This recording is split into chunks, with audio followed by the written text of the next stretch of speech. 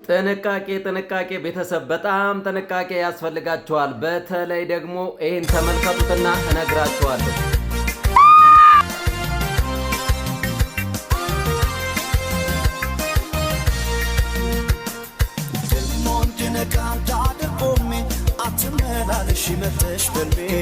ነይ ተጠናቋል።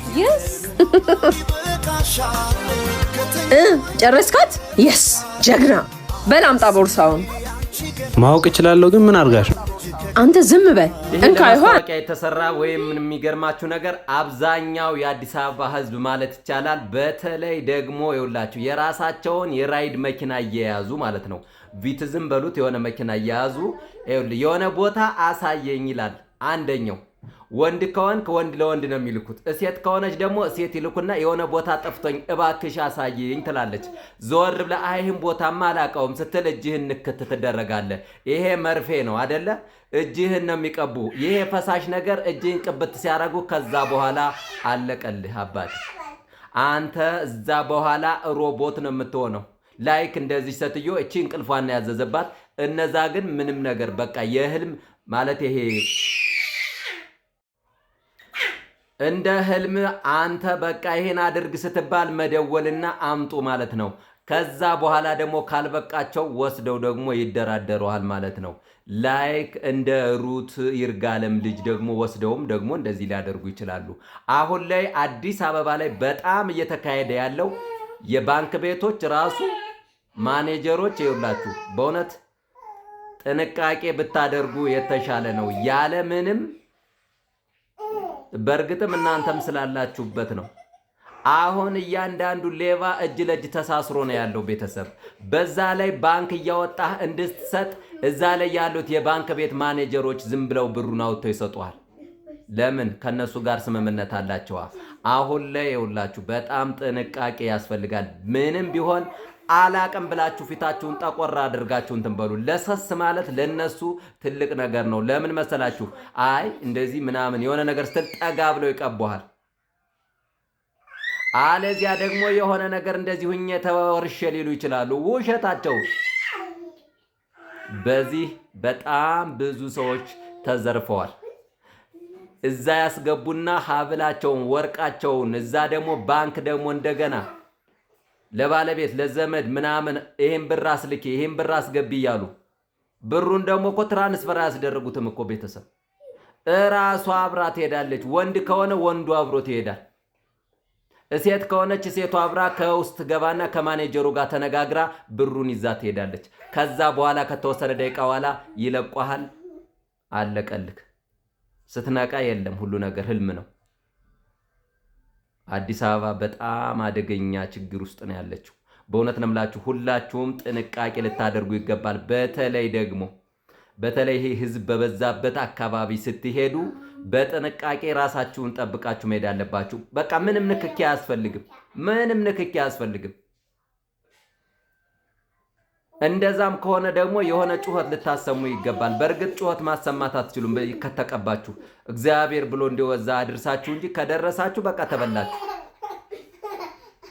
እንደ ጥንቃቄ በቃ ይሄን ነው ልነግራችሁ የምችለው። ከዛ ውጭ ግን በእውነት ይሄ ቪዲዮ በደንብ ሆኖ እንዲታይ ከመንግስት እጅም እንዲደርስ ቢያንስ እንኳን የህግ ባለሙያዎች ወይም ደግሞ ማለት የፖሊስ ደህንነት ጥንቃቄ እንዲያደርጉ ኮፒ ሊንክ ሼር አድርጉት ቤተሰብ። በጣም የሚገርም አሳሳቢ በእውነት ነው የምላችሁ። እንደዚህ አይነት ነገር ታይቶ አያውቅም። እኪስ ቀስ ብለው ገብተው መውሰድ ነበር የምናውቀው አይደለ? አሁን መኪና አዘጋጅተው ነው የሚጠብቁ አንተን። አለያ ልሸኝ ይልሃል። አንተ ለምሳሌ ነፍሰ ጡር ወይ ምናምን ልልሁና ይሆን ይችላል፣ ወይም ደከም ብለህ ሊሆን ይችላል። እዛ ላይ ልሸኝ ወንድሜ ወደዛ መንገድ ነው የምትሄደው እንሄድ ይላል። አንተ እውነት መስሎ አይ እሺ የት ነበር እንደዚህ ደና ሰው ነው የሚመስሉት። ከገባህ በኋላ አለቀልህ። እሴት ከሆነችም ነፍሰ ጡር ከሆነች እንዲሁ ቀለበቷን፣ የትዳር ቀለበቷን፣ ሀብሏን፣ ወርቋን እንደገና ደግሞ ለባሏ ይሄን ያህል ብር አስልክ እያሉ ይሄ በእውነት ነው የምላችሁ። ሁላችሁ የደረሳችሁ ወይም ያልደረሳችሁ ካላችሁ ኮመንት ላይ የደረሰባችሁ ካለ እኔም እንደዚህ ሁኛለሁ እያላችሁ ለህዝባችን ቢያንስ ማስተማር አለብን። ማንም ሰው ልሸኛችሁ እያለ በተለይ ደግሞ እንደዚህ 2-3 ነው ሴት ወንድ ባይዘው እዛ ላይ ሹፌሩ እያለ 2 ሴት ወይ 1 ወንድ 1 ሴት ካለ በቃ ተበላችሁ። ሴት ከሆነች ሴቷ ናት የምትሄደው። በቃ ሴቷ ትቀባታለች፣ ከዛ የፈለገችውን ታስደርጋታለች። ወንድም ከሆነ እንደዚሁ ቤተሰብ። ታዲያ ይሄን ምን ማድረግ ይቻላል? በእውነት ይሄ በጣም ከባድ ነው። የሆነ 2006 2007 አካባቢ ይመስለኛል እንደዚህ አይነት ነገር ነበረ። ግን ያነ በደንብ በሲቪል በለበሱ እንግዲህ ደህንነቶች በእውነት ነው የምላችሁ። አሁን ላይ ደህንነት ይሰራል ብዬ አላስብም። በእርግጥ እንደዚህ አይነት ነገር እየተሰራ ስለሆነ ከፊታቸው ላይ የሆነም እየወሰዱ እነሱ ዝም ስለሚሉት ነው አሁን ይሄ ልል የቻልኩት።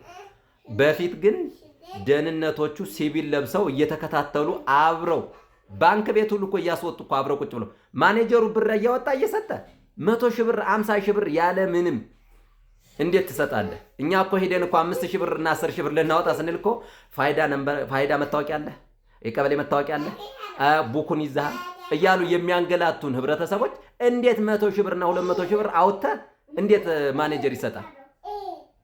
ታዲያ ይሄ ሰንሰለት አይደለም? በእውነት ነው የምላችሁ። ይሄን ምናልባት መንግስት እንዲሰማ በደንብ ኮፕሊንግ ሼር አድርጉት። እንዳለ ደግሞ ደህንነት የሆናችሁ በተለይ ደግሞ ፖሊስ ይሄን ነገር ትኩረት አድርጋችሁ ህዝባችሁን ብትገላገሉ ጥሩ ነው። ግን ይሄ ነገር ሲያልፍ ከናንተ መድረሱ አይቀርም። ባይዘው የነጩ በሬና የጥቁሩ በሬ ታሪክ ከናንተ ጋር ነው የሚደርሰው። ቀስ እያለ ከናንተ ይደርሳል። ለምን መጀመሪያ ዝም ብለህ አሳልፈሃል፣ ተባባሪ ሆነሃል። አይ አንተማ ጥቁር ነህ ሂድ በጨለማ ትታይም እያልክ መጨረሻ ላይ አንተን ነው የሚበላ። በእውነት በጣም በጣም አስጊ ነገር ነው። እያየን ነው። በደንብ እያደረጉ እየመቱ ነው። አሁን ደግሞ ትላንትና አይታችኋል። የሆነ ልጅ በጣም ዘግናኝ ነው። ቱቦ ላይ ተጥሎ ሰውነቱ ፈራርሶ ገርጂ አካባቢ ላይ ነው የተገኘው። ይሄ እንግዲህ ምንም ልትሉት አትችልም። ዘርፈው ገለው ወይም ደግሞ በእንትና ለባብሰው ጥለውት ነው ቱቦ ላይ የተገኘው። ቱቦው ላይ ቀይ ፌስታል ምንድነው ብለው ሲገልጡት አስከሬን ነው፣ የበሰበሰ አስከሬን ነው የታየው። አብዛኞቻችሁ አይታችሁ ሊሆን ይችላል። ይሄን እኔ ማሳየት አልፈልግም፣ ግን እባካችሁ በተለይ ፖሊስ፣ ደህንነት እባካችሁ አገራችን ወደ መጥፎ ነገር እየሄደች ነው። ቢያንስ ይሄን እንኳን አንቀርፍም እንዴ? ይሄን እንኳን መከላከል አንችልም? ታዲያ ለምንድን ነው እዛ የምንቆመው? አንዳንዴ በጣም ከባድ ነው እንደዚህ አይነት 12 ሰዓት ወጥተህ መግባት አትችልም። 12 ሰዓት በቀን 6 ሰዓት ላይ ከባድ እኮ ነው። ይሄ ቢታሰብበት ጥሩ ነው ባይነኝ። ሁላችሁም ኮፕሊንግ ሼር አድርጉት። ለምንድን ነው የሚባለው? ለበላይ አካል የበላይ አካል የሚለው ነገር አይገባኝም፣ ግን ብዙን ጊዜ ግን እናንተም በደንብ አድርጋችሁ ለህዝባችን ቢያንስ ደርሶ ህዝቡን ጥንቃቄ እንዳደርግ ኮፕሊንግ ሼር አድርጉት። ለሁሉም አድርሱልኝ። በእውነት ነው የምላችሁ። ይሄ ሁላችሁም ኮፕሊንግ ሼር አድርጉት። እናንተ የደረሰባችሁ ካላችሁ አይ እኔም እኮ እንደዚህ ተደርጌያለሁ፣ እንደዚህ ሸዋሸዋ ተሰርቻለሁ፣ እንደዚህ እኮ አድርሱ። በተለይ ይሄ ለህብረተሰባችን በቃ ክፉ የሆነ ነቀርሳ ነገር ነው። እናድርስ። በዚህ ኑሮ ውድነት እንደገና ደግሞ ሌላ ችግር፣ ሌላ ሞት የምታዩት ነው። ትላንትና ሩት ይርጋለም እዛ ላይ ኮንፈረንስ ስታደርግ ሰምታችኋል። ብረት በሳት ይፈተናል፣ እኔ እንደዚህ ሁኜ ብላ እንዳለ የዓለምን ህዝብ ነው ያስለቀሰችው። አይታችኋል። አብዛኛችሁ ሚዲያም ተጠቀሙ ሰምታችኋል። ሩት ይርጋለም አሁን ሞዴሏ የምትወዳደረው ዓለም ላይ ብረት በሳት ይፈተናል፣ እኔ ተፈትኜ ነው እህቴን እንደዚህ የተቆራረጠ እንትን ሰጥተውኝ እንደዚህ ገንዘብ የተወስዶ ብላ ዓለምን ነው ያስለቀሰችው። ይሄ ውርዴት አይደለም እንዴ? ውርዴት እኮ ነው። በዛ ላይ የምትሰሙት ነው። አሁን በባለፈው እንደዚህ አንገታችን እየተቀላ በላይ በአንገት እየቀላ ይሄ ባይዘወይ ስርዓት ማጣት እኮ ነው። በጣም ከባድ ነው። የእውነት ነው የምላችሁ። ሁላችሁም ጥንቃቄ አድርጉ። በደንብ አድርጋችሁ ኮፕሊንግ ሼር አድርጉ። ደግሞ ለወንድሞቻችሁ እናንተ ምክር ያስፈልጋል። ምከሩ። የደረሰባችሁ በተለይ ምክር አሁንም እንደዚህ እንደኔ እየሰራችሁ በእንትን አድርጉ። በፌስቡክ በቲክቶክ በደንብ አድርጋችሁ እንትን በሉልን እላለሁ። አመሰግናለሁ።